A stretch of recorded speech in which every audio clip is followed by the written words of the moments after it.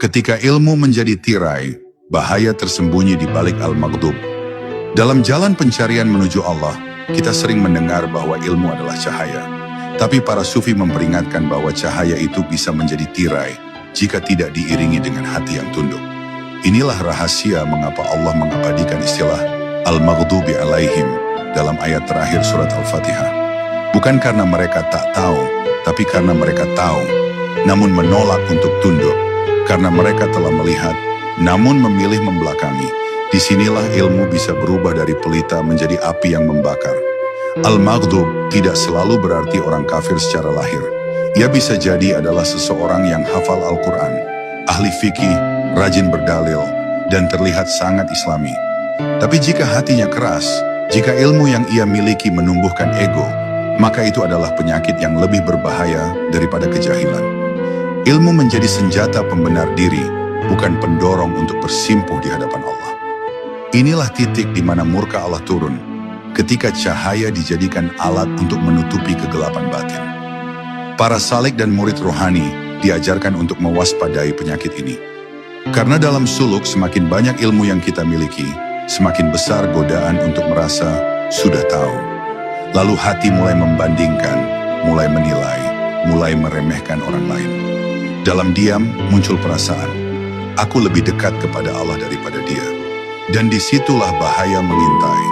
Sebab siapa yang bisa menjamin bahwa ilmu kita benar-benar mencerahkan jika tidak disertai dengan kehancuran ego?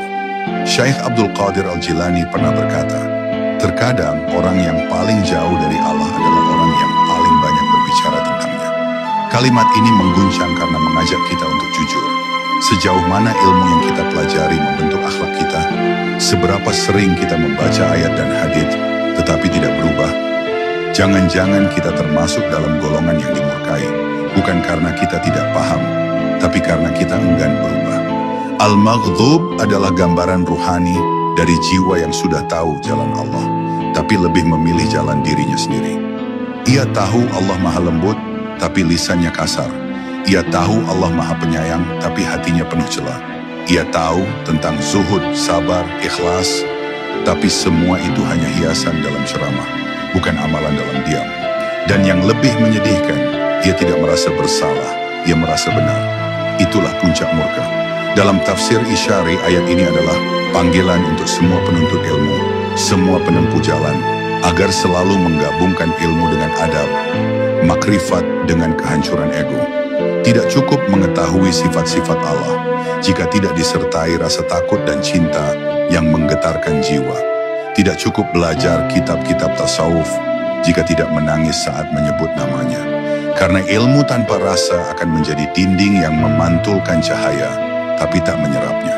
Jadi, dalam setiap sholat, saat kita mengucapkan ghairil maghdubi alaihim, kita sejatinya sedang meminta kepada Allah, Ya Rabb, jangan biarkan aku menjadi orang yang tahu, tapi tidak tunduk.